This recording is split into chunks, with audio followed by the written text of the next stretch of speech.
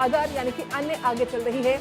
तो बिहार का विधानसभा चुनाव हर बार दिलचस्प होता है और इस बार की लड़ाई काफी ज्यादा रोचक बनी हुई है और जो रुझान आने शुरू हो चुके हैं उससे निश्चित तौर पर बीजेपी के नेता एनडीए के साथ ही इस वक्त जो है वो गदगद हो रहे होंगे।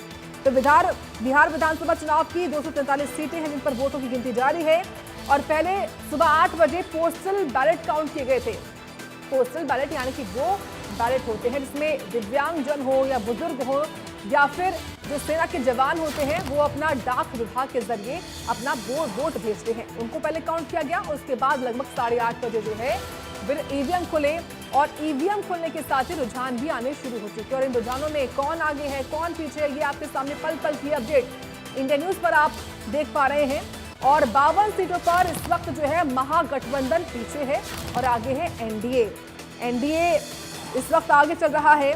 तमाम जो दल है इस वक्त बिहार के विधानसभा चुनाव में लगातार देखिए अपनी एड़ी चोटी का जोर लगा रहे थे, लेकिन जो रुझान सामने आ रहे हैं वो किसके हक में जाएंगे वो देखने वाली बात है, क्योंकि तस्वीर तो जो है वो दोपहर तक ही साफ होती है। फिलहाल ये तस्वीरें आपके सामने है काउंटिंग सेंटर्स की, जहां पर मतगणना केंद्रों पर जो ये अधिकारी कर्मचारी हैं वो लगातार लगे हुए हैं और इन सब के साथ साथ जो उत्सुकता है वो तमाम पार्टियों के एजेंट्स में भी होती है, जो कि इस वक्त जो है मतगणना केंद्रों के बाहर खड़े हो जाते हैं। अनुमति भी भले ही होती है कि वो काउंटिंग सेंटर्स के अंदर रहें। तो इस बार फिलहाल बिहार विधानसभा चुनाव की लड़ाई काफी दिलचस्प हो चुकी है। 2 फेजेस में बिहार विधानसभा में वोटिंग हुई थी और पहले फेज में देखिए कि जिस तरीके से मतदान हुआ, दूसरे फेज में जिस तरीके से मतदान हुआ वो काफी ज्यादा था पिछले बार के मुकाबले, और क्योंकि लगभग 10% जो वोटिंग थी वो ज्यादा थी। इस बार 67% वोटिंग हुई थी इन 2 फेजेस में, जिसको लेकर अलग अलग कयास हैं हर किसी के कि जब ज्यादा वोटिंग होती है तो क्या होता है, बदलाव होता है या फिर जो सत्ता में होता है उसको भी ज्यादा रिकॉर्ड तोड़ वोटों से वो जीतता है, ये देखने वाली बात होगी। लेकिन जो रुझान सामने आ रहे हैं वो क्या कहते हैं वो आपको एक बार हम बता देते हैं, क्योंकि जो रुझान है उसके हिसाब से महागठबंधन पीछे है इस वक्त और जो एनडीए है, एनडीए के तमाम जो साथी हैं वो इस वक्त आगे चल रहे हैं। तो देखिए एनडीए में कौन कौन है वो आपको पता है। एनडीए में भाजपा है, जेडीयू है, लोजपा है, एनडीए के साथ जो अन्य है वो भी हैं। महागठबंधन के साथ ही कौन कौन है इसमें, राजद है, कांग्रेस है, सीपीआईएमएल है। महागठबंधन के जो अन्य हैं वो भी हैं। इसके अलावा मैदान में बिहार के जनसुराज है, प्रशांत किशोर की पार्टी जनसुराज वो भी मैदान में है और साथ ही अदर्स, इसमें कई निर्दलीय होते हैं। और लेकिन जो लड़ाई है वो कई ऐसी सीटें हैं जिसमें राघोपुर भी आती है, महुआ भी आती है, मोकामा भी आती है, तारापुर हो, लखीसराय हो, काराकाट हो, छपरा हो, अलीनगर हो, करगर हो, बक्सर हो, ये तमाम वो सीटें हैं हॉट सीटें जिन पर लड़ाई काफी दिलचस्प है। अगर बात कर ले राघोपुर की तो यहाँ से खुद तेजस्वी यादव और सतीश यादव के बीच में लड़ाई है।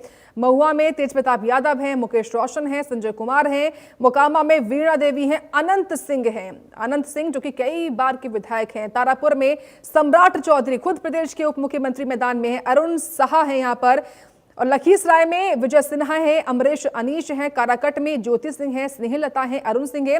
बात करें छपरा की, छपरा में देखिए खेसारी लाल यादव हैं, छोटी कुमारी हैं। अलीनगर विधानसभा सीट भी इस बार काफी ज्यादा दिलचस्प बनी हुई है, क्योंकि यहाँ पर पहली बार चुनावी मैदान में उतरी मैथिली ठाकुर हैं, उनके सामने है विनोद मिश्रा। एक कड़ा मुकाबला यहाँ पर भी माना जा रहा है। करहर की बात की जाए तो यहाँ पर रितेश पांडे हैं, वशिष्ठ सिंह है, संतोष कुमार मिश्रा हैं, आनंद मिश्रा बक्सर में और संजय कुमार तिवारी भी बक्सर में। इनके बीच में कड़ी टक्कर, एक जो टाइट फाइट है वो बताई जा रही है। इसके अलावा आप ये भी जानिए कि कितनी सीटों पर कौन सी पार्टी चुनाव लड़ी थी।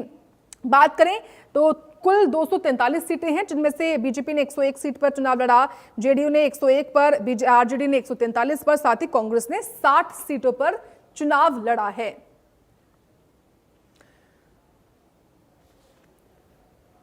तो देखिए जिस तरीके से बिहार विधानसभा चुनाव के रुझान सामने आ रहे हैं, निश्चित तौर पर अलग अलग पार्टियों के रिएक्शंस भी होंगे, यही जानते हैं और चर्चा करते हैं। इस वक्त खास मेहमान इस वक्त जुड़ चुके हैं हमारे साथ, जहां बीजेपी का पक्ष रखने के लिए प्रियदर्शनी सिंह है, बहुत स्वागत है आपका। इसके अलावा बजरंग दास गर्ग जी हैं जो कि कांग्रेस का पक्ष रखेंगे, आपको भी बहुत स्वागत है। साथ ही साथ राजनीतिक विश्लेषक के तौर पर अमित नेहरा जी हैं, बहुत स्वागत है आपका अमित जी इंडिया न्यूज पर। सबसे पहला रिएक्शन मेरा प्रियदर्शनी जी आप ही के साथ होगा।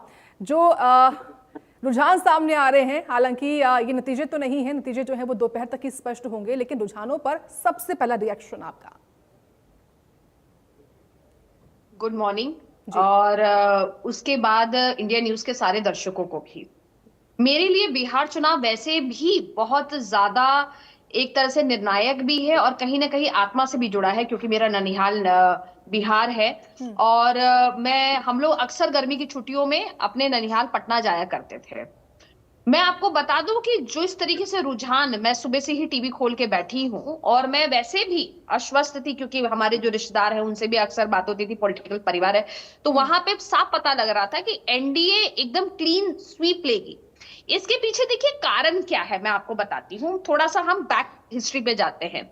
90 के दशक में अगर आप देखेंगे तो जब हम लोग भी उधर जाते थे गर्मी की छुट्टियों पे, तो ऐसा होता था कि 6 बजे के बाद एक तरह से हाई अलर्ट टाइप का लग जाता था पूरे पटना। पटना एक तरह से सिटी है।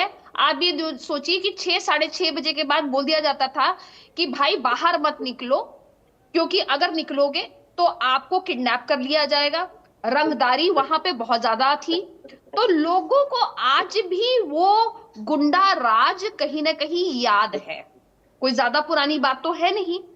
और जो आज नया 2005 में जो जिस बच्चे का जन्म हुआ और 2025 में वो 18 साल का हो गया, तो एक नया वोटर है वो। जी। तो उन्होंने भी ऐसी किस्से कहानियां सुनी है। और इनके पास, अच्छा एक बात सबसे बड़ी जो मुझे लगती है कि जहां आप एक तरफ तो एक पार्टी है जो हमेशा राष्ट्रवाद की बात करती है, हमेशा बात करती है कि हिंदुत्व को किस तरीके से बढ़ाया जाए, हमेशा बात करती है कि हमें एकत्रित होकर रहना है। और एक तरफ एक पार्टी है जो जो लालू जी की पार्टी है, और मुख्यतः उसमें लालू जी, उसके बाद तेजस्वी जी, अब तेजस्वी जी के 2 बच्चे हो गए हैं, वो जी, ए जी, ओ जी, यही होता रहेगा। इसका मतलब कि एक आम कार्यकर्ता तो कभी वहां पे नहीं सोच सकता है, कभी भी नहीं सोच सकता कि हम कभी मुख्यमंत्री का चेहरा भी बन सकते हैं।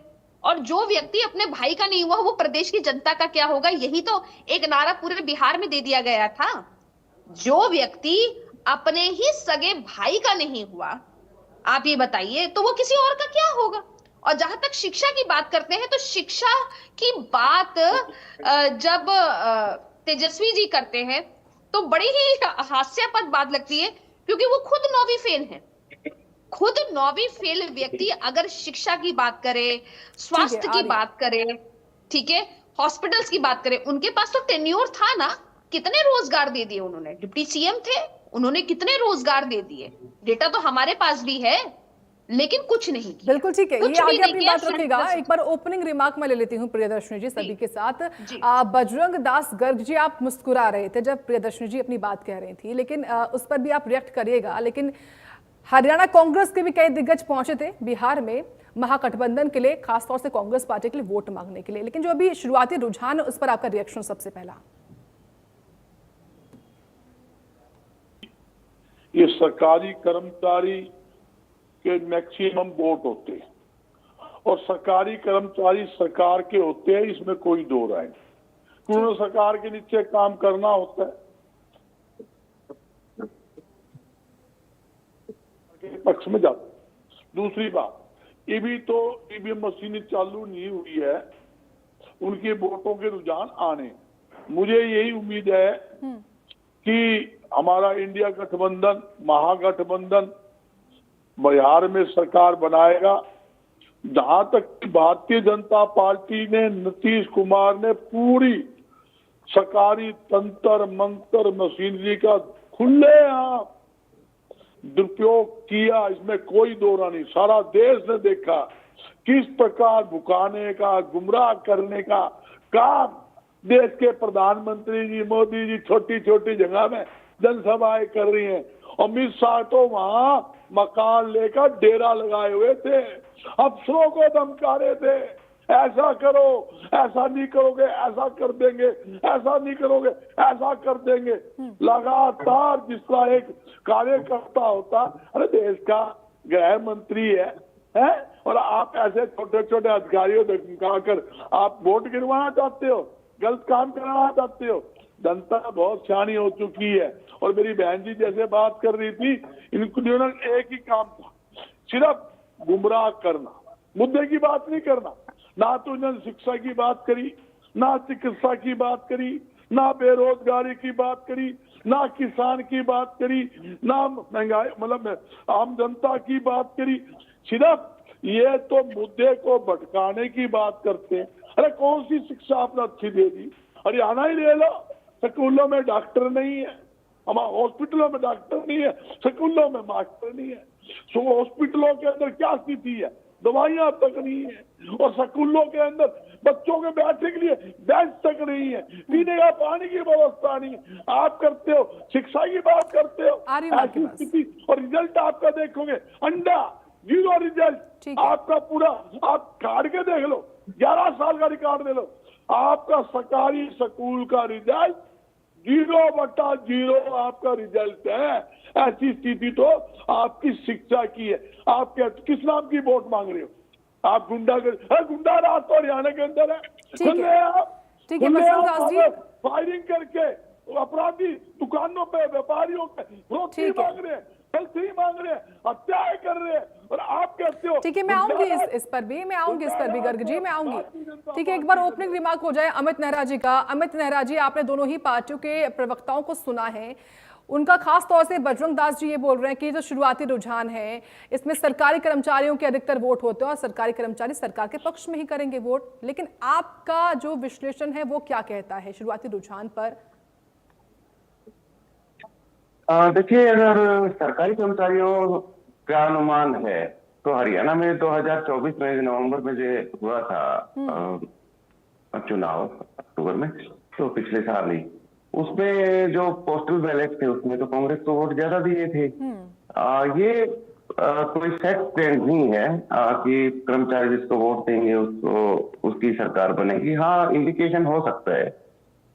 दूसरी बात यह है, अगर बिहार की राजनीति को समझा जाए एक ही वाक्य में, तो बिहार की राजनीति फिलहाल अभी तक जो चलती आई है पिछले 25-30 साल में, वो ये है कि या तो आप लालू के साथ हैं या आप लालू के खिलाफ हो। वहां पे यही ट्रेंड करता है। तो इससे आप मेरे ख्याल से समझ ही गई होंगी कि स्पष्ट रूप से दो विभाजन है वहां पे, लालू के प्रति वोटिंग होना या लालू के खिलाफ वोटिंग होना। कुछ समय पहले तक हरियाणा में भी ऐसा था, 2019 तक आपको ध्यान होगा कि या तो आप जो देवीलाल परिवार है यानी ओम प्रकाश चौटाला या इनेलो कह लें, या तो आप इनेलो के वोटर हैं या आप उनके खिलाफ वोट करते हैं। बीजेपी का उस समय से अभ्युदय नहीं हुआ था, 2014 के बाद ही बीजेपी आई थी। बीजेपी भी साथ रहती थी अपने इनेलो के साथ या देवीलाल के साथ। तो एक तरह से जिस तरह हरियाणा का वातावरण था पहले 25-30 साल पहले तक, बिहार में अभी भी वही है। हाँ, इस साल हो सकता है कुछ ट्रेंड बदल जाए। तो मैं तो ये कहूंगा कि 243 सीटें हैं, बहुमत के लिए 122 सीटें चाहिए। अगर एनडीए आती है पावर में, तो पहली बात तो स्पष्ट ये है कि एनडीए में भी किसी भी पार्टी को पूर्ण बहुमत मिलने वाला नहीं है, क्योंकि जेडीयू और बीजेपी ने 101 जो टिकटें हैं वो बांटी हैं। तो बहुमत के लिए तो 122 चाहिए। तो कोई सा भी दल अपने बलबूते पे सरकार नहीं बना पाएगा, एक दूसरे पे निर्भर रहना पड़ेगा। अगर इसमें क्या है कि स्टेबिलिटी तो नहीं मिल पाएगी स्टेट को। दूसरी बात क्या है कि महागठबंधन ने भी जो चुनाव है वो अच्छी तरीके से चल रहा है। कांग्रेस अपनी जमीन जो खो चुकी थी उसको पाने का प्रयास कर रही है। आरजेडी वापस सत्ता में आने का प्रयास कर रही है। देखते हैं कि धीरे धीरे ईवीएम से काउंटिंग होनी है, तो 2-1 घंटे में जो ट्रेंड चलेगा मेरे ख्याल से चलता ही रहेगा। ठीक है, आऊंगी मैं अमित जी आपके पास। आपने महत्वपूर्ण बात यहाँ पर रखी है, मैं आप ही की बात को आगे फॉरवर्ड करती हूँ। प्रियदर्शनी जी, जो बात अमित जी ने कही कि उनको ऐसा लगता है कि कोई भी पार्टी जो है अपने बलबूते पर सरकार नहीं बनाने वाली है। हरियाणा विधानसभा चुनाव 2024 में जो हुआ, परंपरा टूटी, ये कहा जाता था वहां पर खास तौर से कि कोई भी पार्टी रिपीट नहीं करती है, लेकिन वहां पर हुआ ऐसा, बीजेपी ने अपने दम पर जो है वो सरकार बनाई। लेकिन आपको क्या लगता है अभी जो शुरुआती रुझान है, जब तस्वीर भी साफ होगी उसके बाद भी क्या लगता है आपको, क्या पिछले बार की मुकाबले इस बार कितनी सीटें बीजेपी लेकर आ रही है? देखिए, मैं आपको बताऊं, मुझे इस बार, और ऐसा नहीं है कि मैं भारतीय जनता पार्टी की प्रवक्ता हूं, तो आप ये मत सोचिएगा मैम कि मैं इसलिए ये बात बोल रही हूँ। मैं आश्वस्त हूँ और स्टैटिस्टिक पे बोल रही हूँ। मैं जोन वाइज जोन आपको बता सकती हूँ कि सीमांचल के क्षेत्र में कैसा होगा, जो कि एक क्षेत्र है जो पटना के विक्रम जो जिला है वहां पे, जो पटना के बगल में, वहां पे वोटिंग कैसी होगी, मैं एग्जैक्टली आपको जोन बाय जोन बता सकती हूँ क्योंकि मुझे उस एरिया का बहुत अच्छी तरीके से आइडिया है। ठीक है, मैं आपको आश्वस्त कर रही हूँ कि भारतीय जनता पार्टी, ठीक है, सीमांचल का कुछ एरिया अगर हम लोग निकाल दें, ठीक है, तो आप आश्वस्त रहिए कि भारतीय जनता पार्टी पूर्ण बहुमत से, बहुत बड़े मैंडेट से खुद ही सरकार बनाने की स्थिति में आ जाएगी। और जदयू भी अच्छा ही परफॉर्मेंस करेगी, बाकी जो हमारे साथ सहयोगी दल है वो तो अच्छा परफॉर्मेंस करेंगे, बट हम लोग आउट परफॉर्म करेंगे। जैसे हरियाणा का रिजल्ट बहुत शॉकिंग था, आपको भी याद होगा जब विधानसभा के चुनावों में हम लोग बैठे थे, तो मुझे बहुत अच्छी तरीके से याद है कि 9-10 साढ़े 10 बजे तक पूरी स्थिति एकदम पलट गई थी, समझ में आ गया था कि हम सरकार बनाने जा रहे हैं। और यही कांग्रेसी जब बड़े बड़े दावे कर रहे थे, मुझे याद है बजरंग भाई भी हमारे साथ एक डिबेट में थे, तो उन्होंने उससे पहले तो बड़े आश्वस्त थे, लेकिन जैसे ही 11 साढ़े 11 बजे की डिबेट मेरे साथ थी इनकी, उसके बाद ये भी समझ गए थे कि सरकार में नहीं आ रहे हैं। दूसरी बात, मैं एक बड़ी ही मार्के की बात बोलना चाहती हूँ कि आप बोल रहे हैं कि सरकारी स्कूलों की हरियाणा में स्थिति खराब है। मैं तो स्टैटिस्टिक्स पे बात करती हूँ, स्टैटिस्टिक्स आप उठा के देख लीजिए, इंडिया न्यूज हरियाणा का सबसे बड़ा चैनल है, स्टैटिस्टिक उठा के आप देख लीजिए। 29% हमारे यहाँ इंक्रीजमेंट हुआ है, जो सरकारी स्कूल में बच्चे पढ़ने लगे हैं। लोगों ने प्राइवेट स्कूल छोड़ के अपने बच्चों को सरकारी स्कूलों में डालना शुरू कर दिया है, और इसके बहुत सारे कारण हैं। तो आप पहले स्टैटिस्टिक पे बात करिए, गोल मोल मत बात करिए कि अरे स्कूल बंद हो गए हैं, ये हो गया, ऐसा कुछ नहीं हुआ है भाई साहब। बड़े भाई आप देख लीजिए स्टैटिस्टिक, किस तरीके से बच्चों ने आना शुरू कर दिया, 29% का इंक्रीजमेंट हुआ है। तो जनता को बरगलाइए मत, जनता एक ऐसी है जो जनता जनार्दन है, और जनार्दन सब जानती है। जहां तक आप ही के पास बिहार आ रही हूँ चुनावों की जी। बात करें, आप बिहार चुनावों की बात करें अगर हम लोग, तो हमारे पास जो चेहरे हैं, जो हमारे पास चेहरे हैं इस समय, भारतीय जनता पार्टी के पास आप देखिए कितने बड़े बड़े चेहरे हैं बिहार में, कितने बड़े बड़े चेहरे हैं हमारे पास। और भारतीय जनता पार्टी के पास चाहे आप हर जिले में भी उठा के देखेंगे, एक एक जिले में भी हमारे पास एक से एक ऐसे फेसेस हैं जिनको आप सीएम का चेहरा बना सकते हैं। लेकिन इनके पास, आरजेडी के पास तेजस्वी यादव 9th फेल के अलावा और कोई चेहरा ही नहीं था, एक कोई चेहरा ही नहीं था। क्यों, क्या गुण बनता है उनके अंदर? लालू यादव के पुत्र नहीं होते तो क्या तेजस्वी यादव डिप्टी सीएम तो छोड़िए, क्लर्क की नौकरी भी उनको नहीं लगती। मैडम आज आप इतने बड़े चैनल में हैं, आपने जर्नलिज्म किया होगा, किसी अच्छे इंस्टीट्यूट से किया होगा, तब आज आपकी ये जॉब लगी है। आज मैं एक प्रतिष्ठित इंस्टीट्यूट से पढ़ी हुई हूँ, दिल्ली यूनिवर्सिटी के सबसे अच्छे कॉलेज से पढ़ी हुई हूँ, तब जाके आज प्रवक्ता का काम मिल रहा है, क्योंकि भाई पढ़े लिखे हैं। इनकी क्या काबिलियत है? 9th फेल है ना, इनकी क्वालिफिकेशन तो 9th फेल ही है ना, इसको तो नहीं नकारा जा सकता। एक 9th फेल व्यक्ति का सिर्फ क्वालिफिकेशन ये है कि वो लालू प्रसाद यादव के पुत्र हैं, उसके अलावा इनकी कोई क्वालिफिकेशन नहीं, इनका खुद का अस्तित्व क्या है? नीलबट्टा सन्नाटा। तो भारतीय जनता पार्टी जो कि एक राष्ट्रवाद की पार्टी है, भारतीय जनता पार्टी जो कि मुद्दों की पार्टी है, भारतीय जनता पार्टी जो कि एक ऐसी पार्टी है जो कि बात करती है प्रोग्रेशन की, बात करती है विकास की, और विकास हम लोग बोलते नहीं है, हमने किया भी है। चाहे आप ये देख लीजिए, मैं अब ज्यादा बड़ी बात इसको ये ऑफ द टॉपिक नहीं जाना चाहिए, इसलिए मैं लेकिन संक्षेप में आपको बता देती हूँ कि जो इतना बड़ा बॉम्ब ब्लास्ट हुआ, विपक्ष, मैं बोल रही हूँ कि चलिए आप ही के देश में हुआ ना बॉम्ब ब्लास्ट, आप सब मौन है, आप सब मौन है, इतना बड़ा बॉम्ब, एक शब्द नहीं आप लोगों से निकला, तेजस्वी यादव के मुंह से एक शब्द नहीं निकला, क्योंकि इनको एक पर्टिकुलरली एक जाति विशेष के वोट चाहिए, उनको नाराज नहीं, वो नाराज नहीं होने चाहिए, उनकी नाराजगी इनके लिए अपने देश से बड़ी है। ठीक है, आती हूँ आपके पास। बजरंग जी जवाब दीजिए। देखिए साक्षी जी, अमित जी ने सही कहा कि पहले रुझान के अंदर सरकारी कर्मचारियों ने हरियाणा के अंदर कांग्रेस को वोट दिया, ये कोई पैमाना नहीं है, बिल्कुल मैं उनकी बात पर सहमत हूँ। मगर हरियाणा में क्यों दिया? इसलिए दिया कि सरकारी कर्मचारी पूरी तरह से सरकार से नाराज थे, जो आज भी नाराज है। इसका एक रीजन था, सरकार झूठी वायदे करती, झूठी घोषणाएं करती है।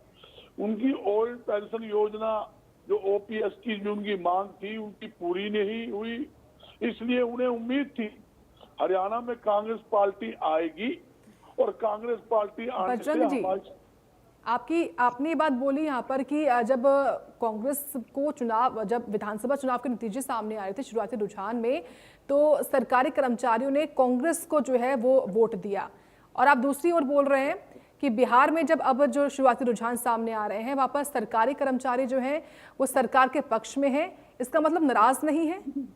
दो बातें हैं ये आपकी, स्पष्ट कीजिए जरा। बिल्कुल आपकी बात पे भी सहमत हूँ। साक्षी जी, आपने सही सवाल किया। मैं घुमा फिरा के बात करने वाला व्यक्ति नहीं हूँ। मैं ये बताना चाहता हूँ, हरियाणा के अंदर सरकारी कर्मचारियों में पहले भी नाराजगी थी, आज भी नाराजगी है, मगर वहां पे नाराजगी नहीं थी, इसलिए सरकारी कर्मचारियों ने उनको वोट दे दिया। थोड़ा बहुत अंतर, ज्यादा अंतर नहीं है। आपके रुझान के हिसाब से भी कि बहुत लंबा चौड़ा अंतर हो, वो बात नहीं है। और ये बात आते हैं जहां तक वहां बिहार के चुनाव, इन्होंने कहा कि एक ही ऐसा व्यक्ति मिला जो मुख्यमंत्री